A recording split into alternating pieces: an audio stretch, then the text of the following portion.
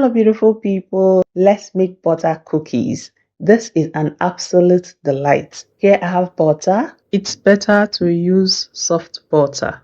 And I also brought in sugar, and we're going to cream this properly. We'll mix it to combine properly. Initially, you can see that the butter is still very yellow.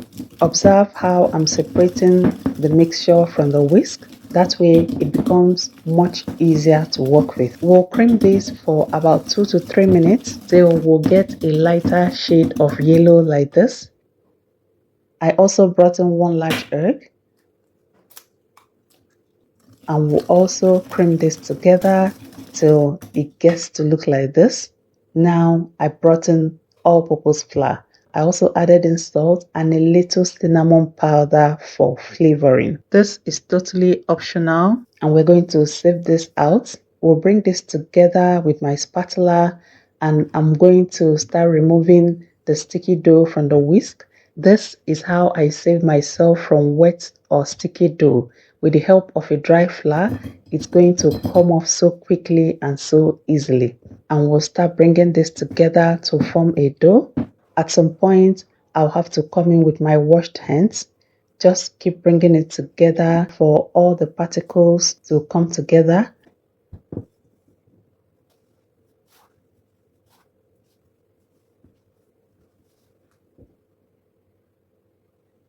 And I spread out a little flour on my work table, and I brought in the dough. I will also spread out a little flour on my rolling pin. Now we're going to roll this out, but the secret is you don't have to roll it out like you're rolling out bread dough, because this doesn't have any gluten in it at all. It's tearing easily. So observe what I'm doing carefully.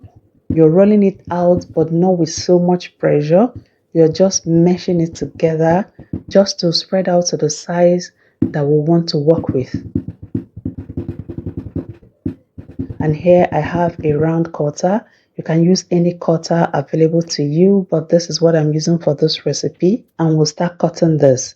So I didn't roll this out very thin. It's about 1/4 of an inch or 1/2 an inch depending on how you rolled it out. And we'll cut out all this dough, and gently we're going to separate this.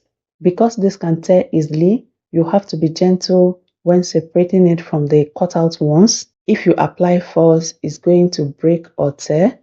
Please do not underrate what you can achieve in your kitchen. Do not underrate what can come out of your kitchen. Anything is possible right in there in your kitchen. Homemade recipes are always the best. Remember, at Glory Homemaker, we give you value for your time. So let me show you what I do with the excess dough. We'll also bring it together to form a round dough, and with the rolling pin, we'll start rolling it out like we did earlier on, and I'll do that off the camera.